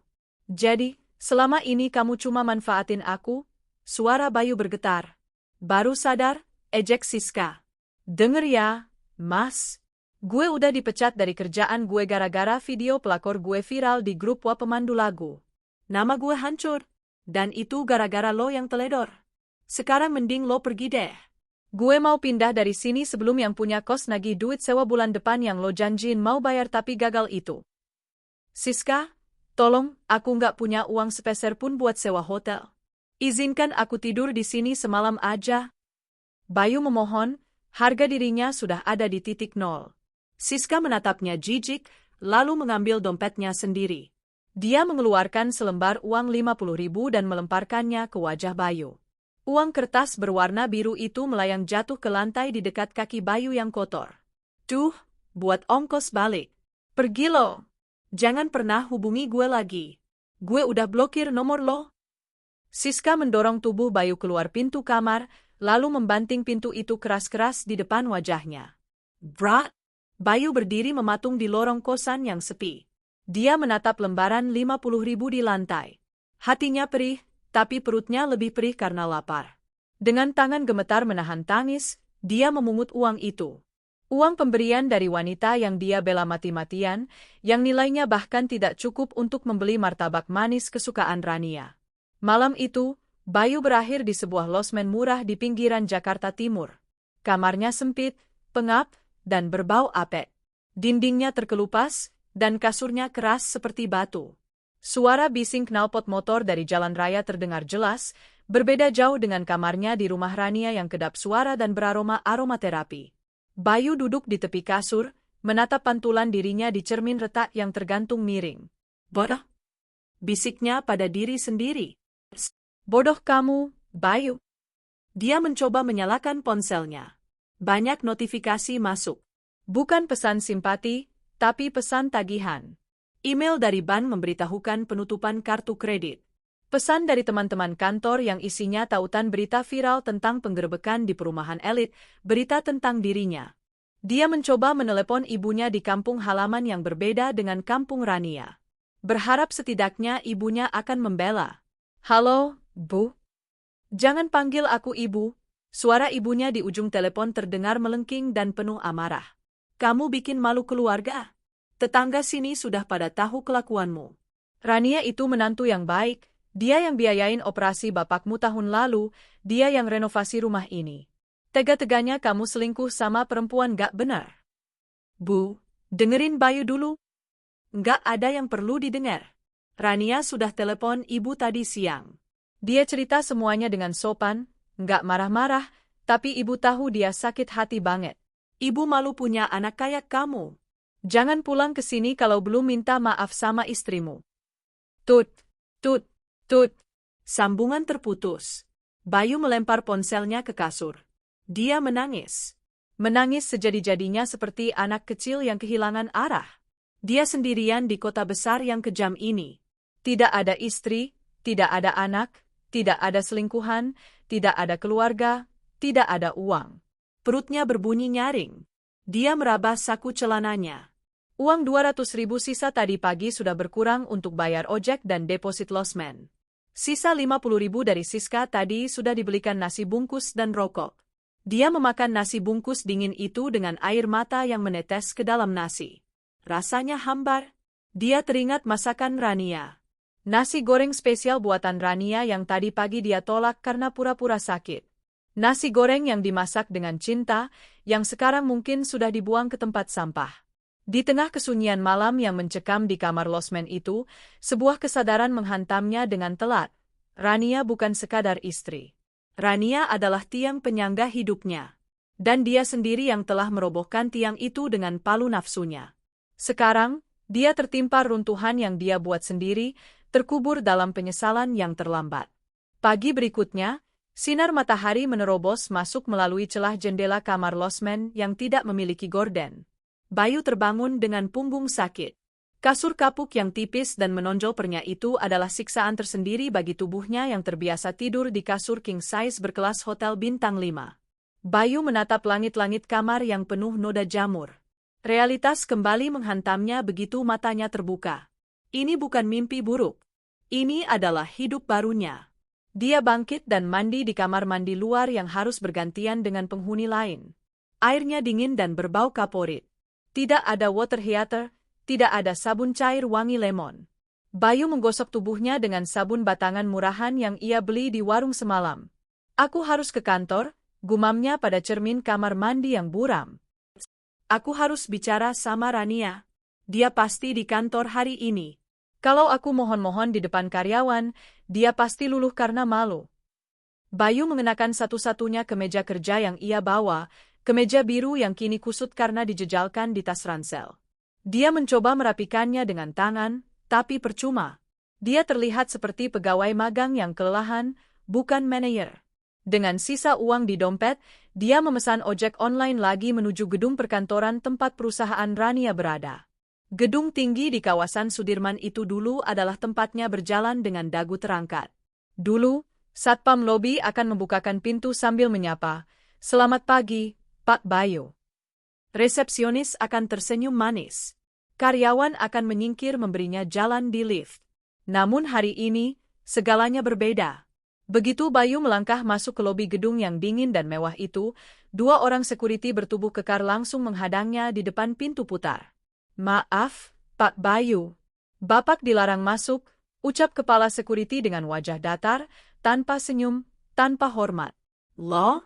Pak Asep, ini saya, manajer operasional. Saya mau ke ruangan saya. Bayu mencoba menerobos, tapi lengan kekar Pak Asep menahannya seperti tembok. Bapak sudah bukan karyawan lagi per kemarin sore. Surat pemecatan sudah dikirim ke email Bapak. ID card Bapak sudah dinonaktifkan dari sistem. Jadi Bapak statusnya sekarang adalah tamu yang tidak diundang, jelas Pak Asep tegas. Suara keributan itu menarik perhatian karyawan lain yang sedang lalu lalang di jam masuk kantor. Bisik-bisik mulai terdengar. Itu Pak Bayu kan? Iya, yang viral itu loh. Yang selingkuh sama Elsie. Duh, mukanya kusut banget ya. Kelihatan nggak keurus. Syukurin deh, Bu Rania kan baik banget, malah diselingkuhin. Bayu mendengar semua itu. Wajahnya merah padam menahan malu. Dulu dia dipuja, sekarang dia jadi tontonan sirkus. Saya mau ketemu istri saya. Rania. Panggil Rania, teriak Bayu putus asa, mencoba membuat keributan agar Rania turun. Bu Rania sedang cuti, Pak, dan beliau sudah memberi mandat kepada kami, jika Pak Bayu memaksa masuk, seret keluar. Saat Bayu hendak berteriak lagi, sebuah suara baritone yang tenang namun mengintimidasi terdengar dari arah lift. Ada keributan apa ini? Itu Dion, pengacara kepercayaan perusahaan sekaligus sahabat Rania sejak kuliah. Dion berjalan mendekat dengan setelan jas mahal yang rapi, sangat kontras dengan penampilan Bayu yang lusuh. Di tangannya ada sebuah map tebal berwarna merah. Pak Dion, ini Pak Bayu maksa masuk, lapor Pak Asep.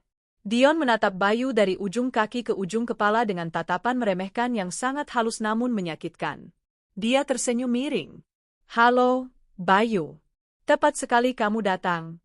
Saya baru mau mengirim kurir untuk mencari alamat barumu yang entah di kolong jembatan mana itu, sindir Dion tajam. Dion, tolong bantuin gue. Gue mau ngomong sama Rania. Ini semua salah paham. Bayu memelas pada Dion. Tidak ada yang salah paham, potong Dion dingin. Rania tidak mau melihat mukamu lagi. Dia sudah memberikan kuasa penuh padaku untuk mengurus sampah-sampahnya. Dion menyerahkan map merah itu ke dada Bayu. Ini surat gugatan cerai. Sudah didaftarkan pagi ini. Sidang pertama minggu depan. Dan di dalamnya juga ada somasi. Somasi? Bayu membuka map itu dengan tangan gemetar. Ya, tim audit forensik kami menemukan indikasi penyelewengan dana operasional sebesar 500 juta rupiah selama 2 tahun terakhir. Kamu memalsukan info vendor, memarkup biaya perjalanan dinas, dan menggunakan kartu kredit perusahaan untuk karaoke serta belanja barang mewah untuk wanita bernama Siska itu. Lutut Bayu lemas. Dia hampir ambruk di lobi. Itu bisa dijelaskan, Yon? Jelaskan di pengadilan, kata Dion tegas. Pilihannya ada 2, Bayu. Pertama, kamu tanda tangani surat kesepakatan cerai ini tanpa menuntut harta gonogini sepeser pun, dan kamu kembalikan uang 500 juta itu. Maka Rania tidak akan mempidanakanmu soal penggelapan dana. Kami anggap utang piutang. Kedua, lanjut Dion dengan nada lebih rendah namun menakutkan, kamu coba-coba melawan atau menuntut harta, maka berkas penggelapan ini akan masuk ke meja kepolisian siang ini juga. 5 tahun penjara, Bayu. Penjara umum, bukan sel VIP. Bayangkan wajah gantengmu itu di dalam sel bersama preman pasar. Bayu menelan ludah yang terasa pahit. 500 juta? Dari mana dia dapat uang sebanyak itu? Harta gonogini? Dia tahu dia kalah telak karena perjanjian pranikah. Tapi gue nggak punya duit 500 juta, Yon. Gue bener-bener nol sekarang. Itu bukan urusan saya, jawab Dion enteng. Jual ginjalmu mungkin? Atau minta selingkuhanmu itu balikin tas-tas Hermisnya. Karyawan di lobi tertawa kecil mendengar sindiran Dion. Satu lagi, Dion menjentikkan jarinya. Seorang staf resepsionis berlari kecil membawakan sebuah kardus bekas mie instan yang sudah dilakban asal-asalan. Ini barang-barang pribadimu di ruangan. foto wisuda, muk kotor, dan beberapa baju ganti. Sisanya, laptop, iPad, mobil, semua aset kantor sudah kami sita. Dion menaruh kardus itu di kaki Bayu. Sekarang, ambil kardus ini dan keluar. Jangan pernah injakkan kakimu di radius 100 meter dari gedung ini atau rumah Rania, atau saya akan panggil polisi atas tuduhan perbuatan tidak menyenangkan. Pergi, Bayu. Kamu merusak pemandangan lobi kantor kami yang elit ini. Dengan sisa harga diri yang sudah minus, Bayu memungut kardus bekas itu. Dia berjalan keluar gedung dengan langkah gontai, diiringi tatapan sinis ratusan mata. Dia merasa telanjang. Dia merasa kerdil. Di luar gedung, dia duduk di trotoar, memeluk kardus itu. Matahari semakin terik, tapi dia merasa kedinginan. Ponselnya berbunyi lagi. Kali ini dari nomor tidak dikenal. Penagih utang. Halo, Pak Bayu. ini dari leasing mobil. Cicilan Honda Civic yang Bapak ambil atas nama sendiri sudah nunggak 2 bulan. Kalau besok tidak dibayar, unit kami tarik paksa. Bayu mematikan ponselnya. Civic itu mobil yang dia beli diam-diam untuk Siska pakai nama dia sendiri. Sekarang Siska pasti sudah kabur entah kemana, mungkin mobilnya juga dibawa. Dia teringat jam tangan Rolex di pergelangan tangannya. Ini satu-satunya barang mewah yang sempat dia selamatkan karena memang sedang dipakainya saat diusir. Rolex Submariner asli, hadiah ulang tahun dari Rania tahun lalu. Harganya mungkin masih laku 150 juta. Harapan muncul di matanya. Iya, jual jam ini. 100 juta cukup buat modal usaha kecil-kecilan atau kabur keluar kota. Bayu segera mencari toko jam mewah bekas di kawasan Blok M. Dengan semangat dia masuk ke toko itu, meletakkan jamnya di meja kaca. Mau jual? Kok? Butuh uang cepat. Berani berapa? Tanya Bayu pada pemilik toko. Pemilik toko, pria parubaya berkacamata, meneliti jam itu dengan lup. Dia membolak-balik jam itu, mengecek nomor seri, lalu menatap Bayu dengan tatapan aneh. Mana sertifikat dan kotaknya, Pak? Waduh, ketinggalan di rumah, kok. Lagi ada masalah keluarga, jadi nggak ke bawah. Tapi ini asli kok. Sumpah. Hadiah dari istri saya, dia beli di Plaza Indonesia. Pemilik toko itu mendengus. Pak, kalau nggak ada paper, harganya jatuh banget. Apalagi ini ada baret halus di kacanya. Bapak butuh berapa? 120 juta deh, kok? Pemilik toko tertawa. 120? Pak, tanpa surat-surat, saya cuma berani ambil 30 juta. Itu pun saya nanggung risiko kalau ini barang curian. 30. Gila aja. Ini belinya 200 juta lebih. Bayu emosi. Ya terserah. Cari toko lain kalau ada yang mau. Zaman sekarang banyak barang curian, Pak. Saya nggak mau ambil risiko. 30 juta, cash sekarang. Take it or leave it. Bayu terdiam. 30 juta. Sangat jauh dari harapan. Tapi dia butuh uang makan. Dia butuh bayar losmen. Ya sudah, 30 juta. Tapi transfer aja. Transaksi selesai. Bayu keluar toko dengan uang 30 juta di rekeningnya. Hatinya perih melihat jam tangan kesayangannya, simbol status terakhirnya, berpindah tangan dengan harga sampah.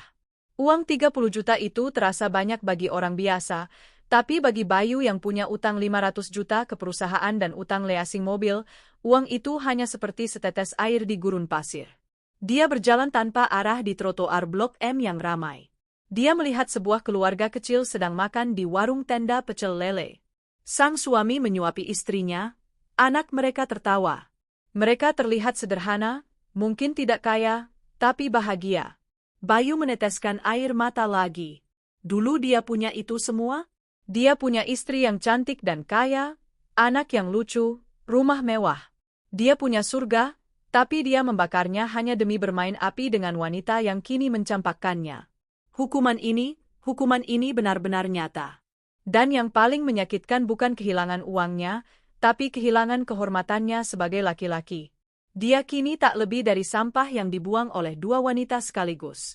Di seberang jalan, sebuah baliho besar menampilkan iklan perumahan dengan slogan, "Rumah adalah tempat di mana hatimu berada."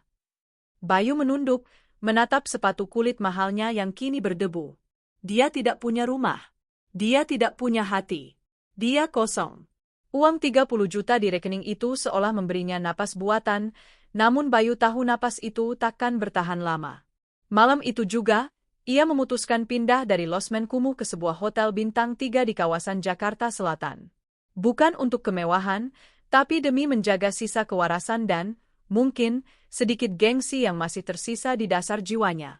Ia butuh kamar mandi bersih, kasur empuk, dan wifi kencang untuk menyusun rencana kebangkitan. Oke, Bayu. Fokus. Kamu punya modal 30 juta. Kamu punya koneksi. Kamu punya pengalaman, gumamnya menyemangati diri sendiri sambil menatap cermin hotel yang bersih. Ia mencukur rapi kumis tipisnya, merapikan rambut, mencoba mengembalikan sosok Mas Bayu yang berwibawa. Langkah pertama, menghubungi jaringan pertemanannya. Selama 5 tahun menjadi suami Rania, Bayu sering diajak golf dan dinner dengan pengusaha-pengusaha rekanan. Ia yakin, setidaknya satu dari mereka akan berempati atau butuh keahliannya. Bayu membuka daftar kontak di ponselnya. Jari jemarinya berhenti di nama Pak Haris, vendor kain. Orang ini sering sekali memuji kinerjanya dan pernah bilang, kalau bosan di tempat Bu Rania, kabari saya ya, Pak Bayu. Dengan penuh harap, Bayu menekan tombol panggil. Halo, Pak Haris. Apa kabar, Pak? Ini Bayu. Sapanya dengan nada ceria yang dipaksakan. Hening sejenak di seberang sana. Oh, Pak Bayu. Iya, ada apa ya? Suara Pak Haris terdengar dingin, tidak sehangat biasanya. Begini Pak, saya sedang mencari peluang baru. Mungkin Bapak butuh tenaga manajer operasional yang handal? Saya bisa bantu efisiensi pabrik Bapak. Terdengar suara tawa kecil yang canggung. Aduh, Pak Bayu, Bapak nggak baca grup asosiasi pengusaha tekstil ya? Maksudnya? Jantung Bayu berdegup kencang. Berita tentang Bapak itu sudah menyebar kemana-mana. Pak, Bu Rania itu kan ketua asosiasi wilayah. Semua orang hormat sama beliau. Kalau saya pekerjakan Bapak, bisa-bisa perusahaan saya di blacklist sama Bu Rania dan teman-teman lain. Maaf ya, Pak.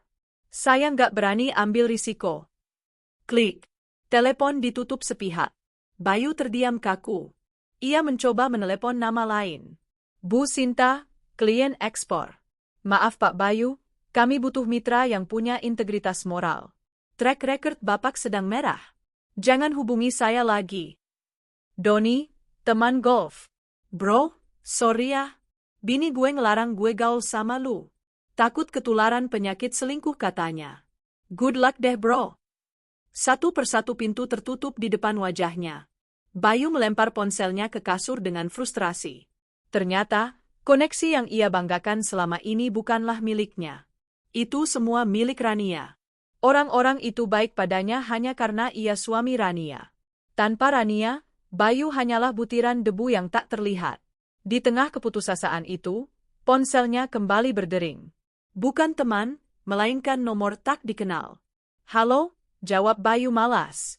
Selamat siang, ini dengan Bapak Bayu, suara berat seorang pria terdengar di ujung sana. Kami dari pihak eksternal leasing mobil Honda Civic B1998 KCL. Kami sudah melacak posisi unit dan pemegang unit. Bapak sebagai penanggung jawab kredit, harap kooperatif. Saya lagi nggak bawa mobilnya, Pak.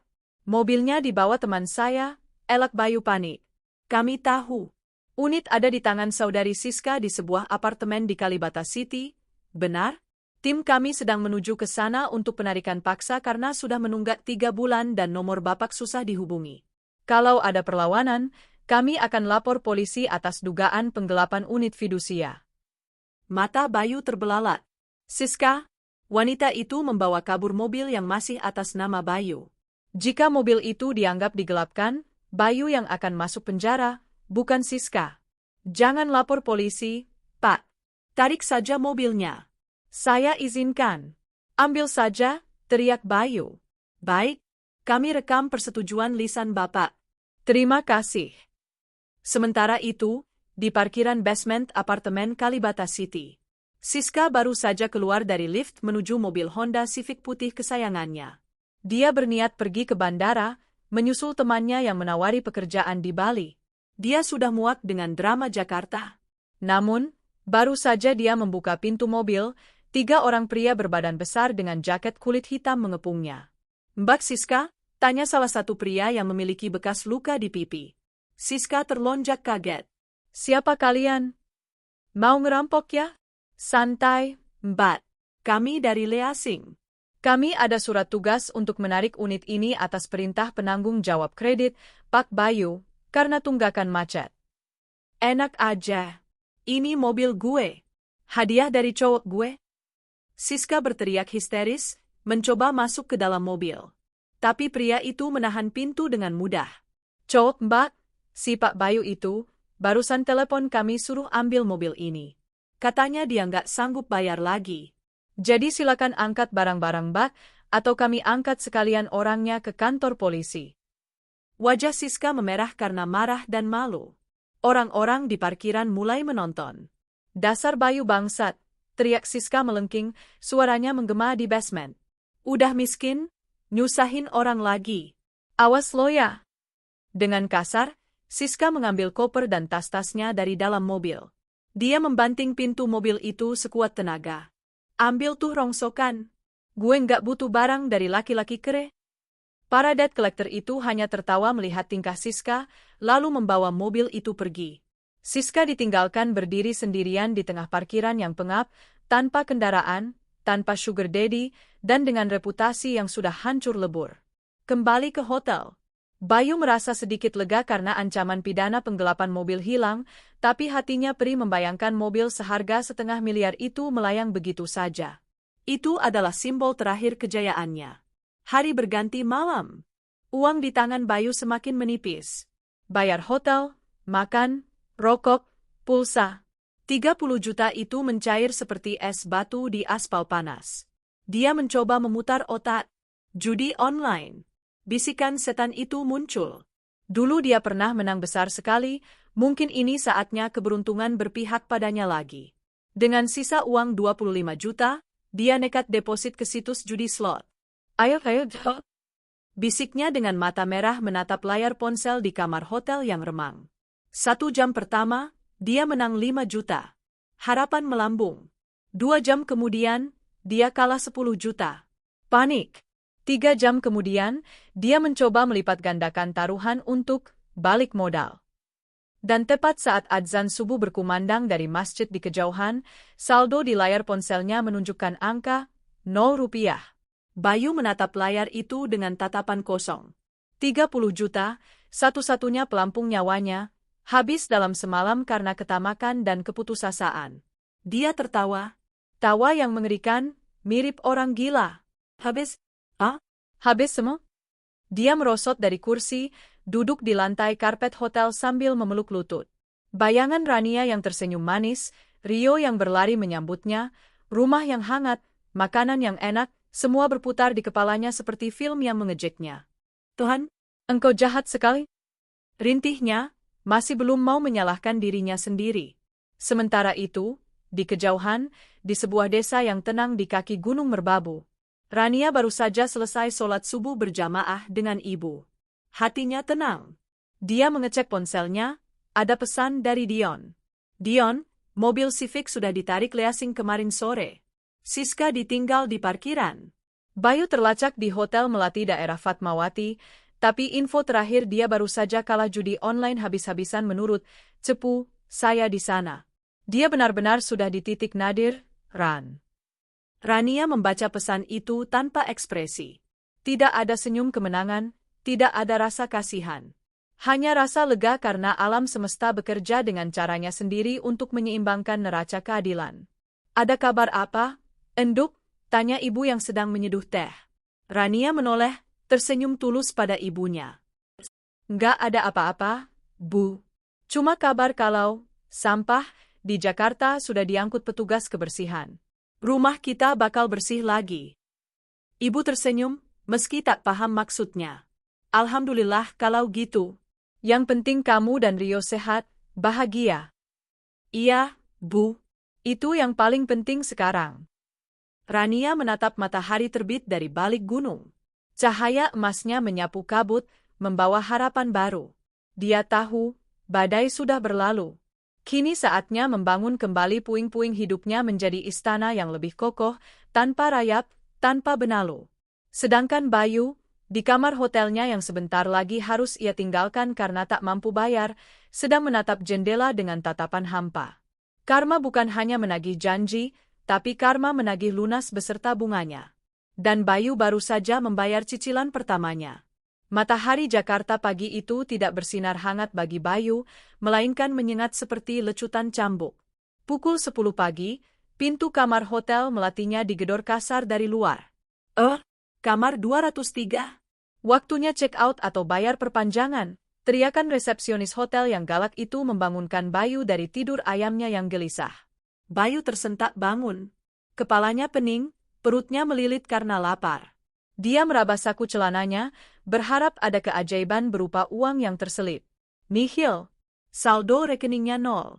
Dompetnya hanya berisi KTP dan kartu nama lamanya yang kini tak lebih dari sekadar sampah kertas.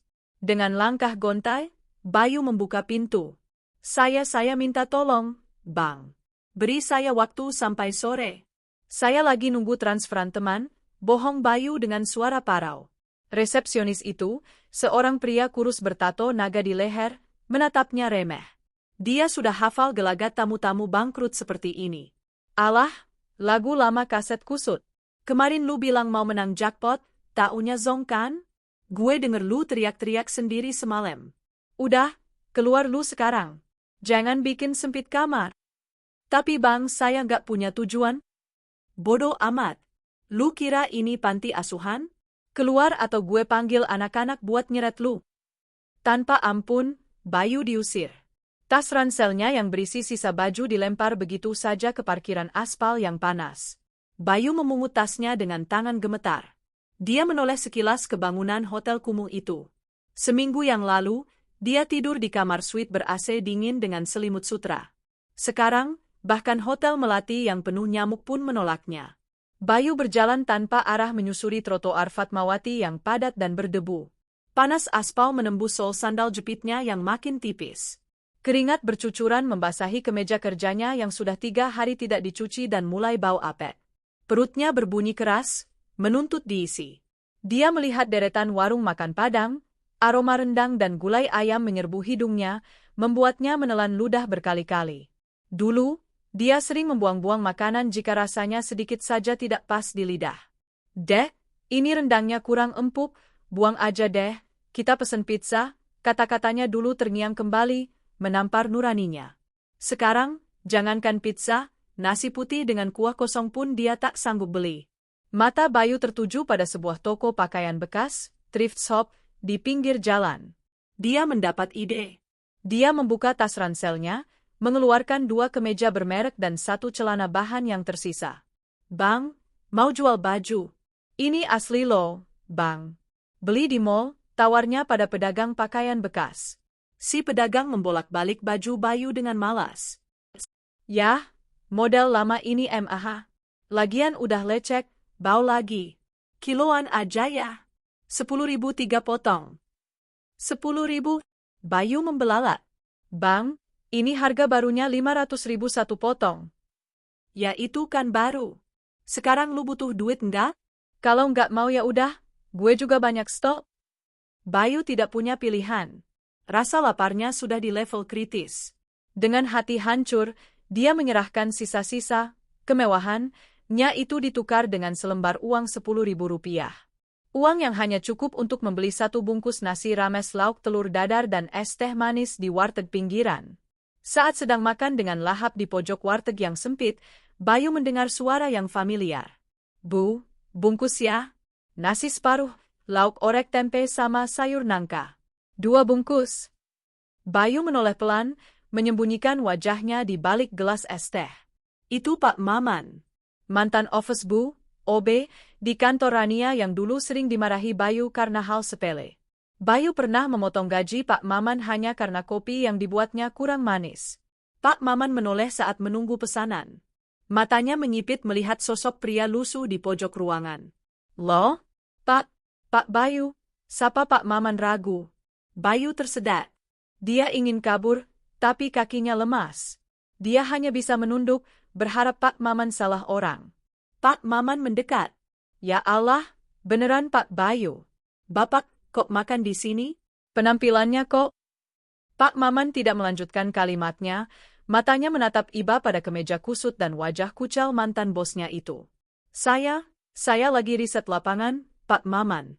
Biasa, proyek baru, elak Bayu, masih berusaha menjaga gengsi yang sebenarnya sudah mati. Pak Maman tersenyum tipis.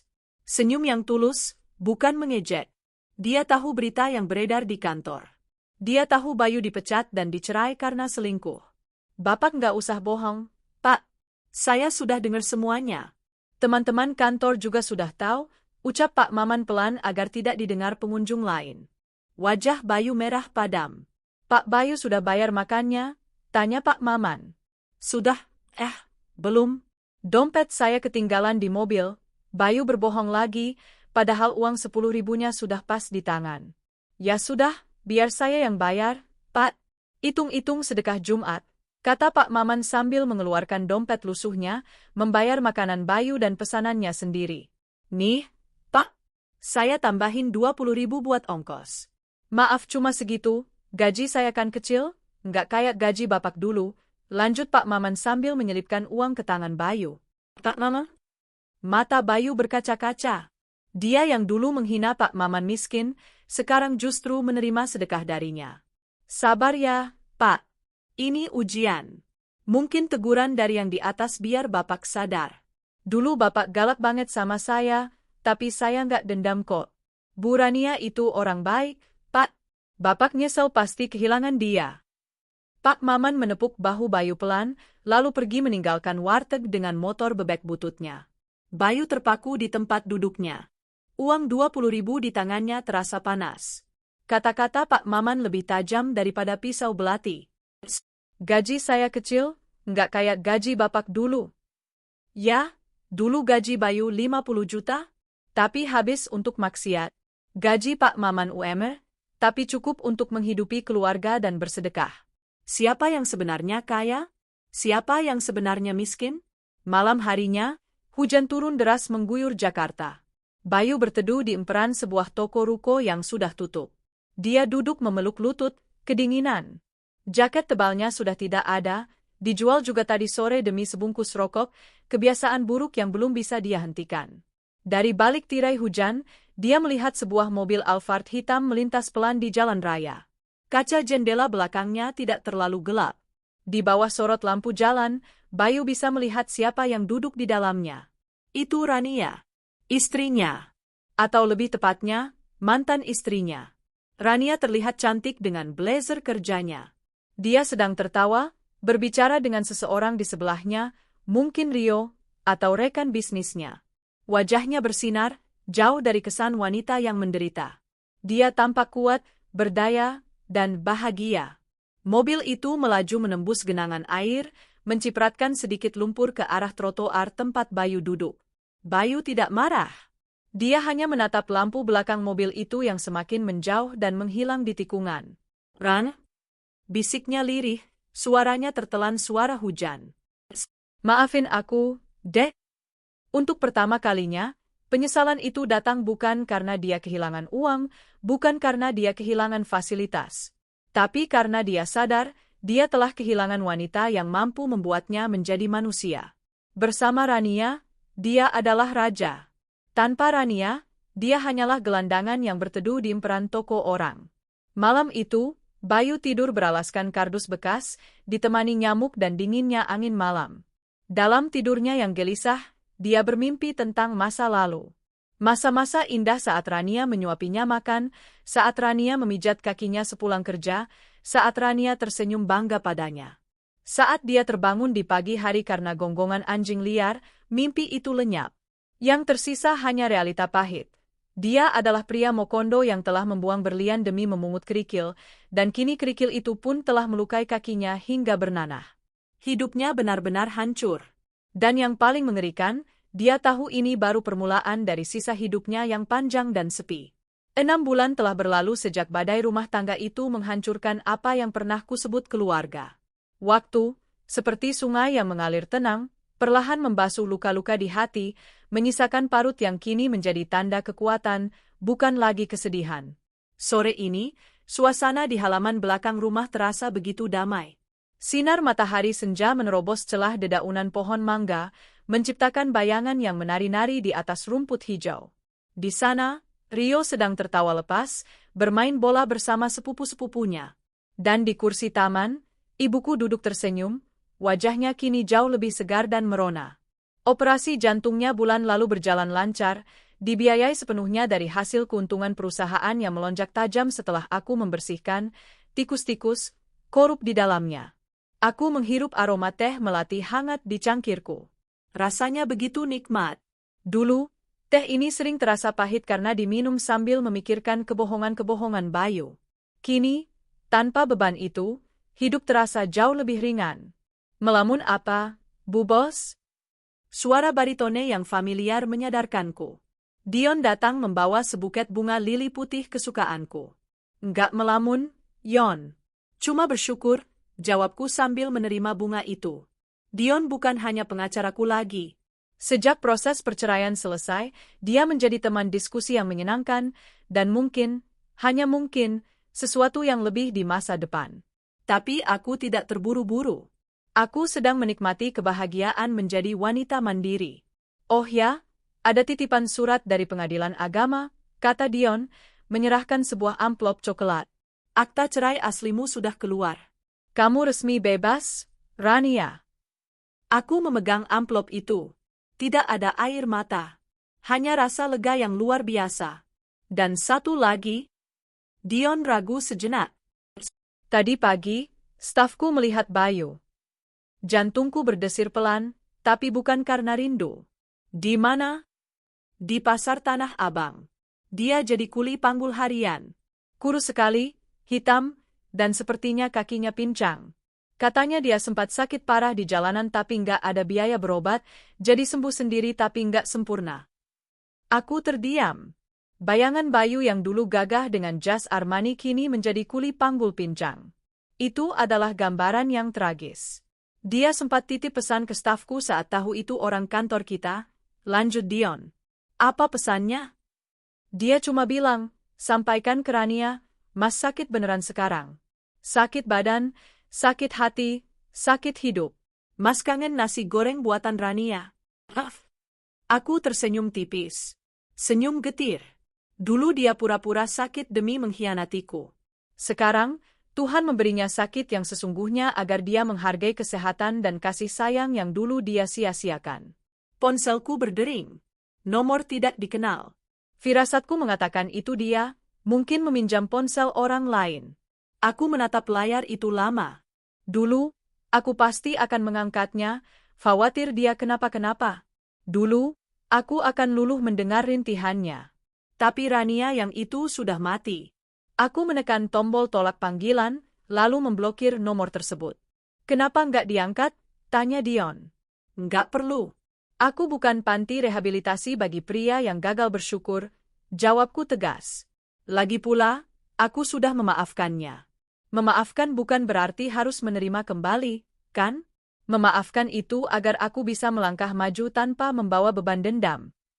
Dion tersenyum bangga. Wanita hebat. Om Dion. Ayo main bola, teriak Rio dari tengah lapangan. Aku meletakkan cangkir tehku. Aku melihat ke arah anakku, ibuku, dan masa depanku yang cerah. Ayo, seruku. Aku berlari kecil menuju Rio, meninggalkan amplop akta cerai itu di atas meja taman. Angin sore meniupnya sedikit, seolah ingin menerbangkan sisa-sisa kenangan tentang Bayu jauh-jauh. Langit senja berubah warna menjadi ungu keemasan. Indah sekali. Aku belajar satu hal penting dalam perjalanan pahit ini. Kebahagiaan yang sesungguhnya tidak bergantung pada status memiliki suami, melainkan pada kemampuan kita mencintai diri sendiri dan melindungi orang-orang yang tulus mencintai kita. Bayu adalah masa lalu yang kelam. Dan hari ini, esok, serta seterusnya, adalah lembaran baru yang kutulis dengan tinta emas keberanian. Selamat tinggal, Mas Bayu. Selamat menikmati sisa hidupmu dengan penyesalan sebagai teman tidurmu yang paling setia.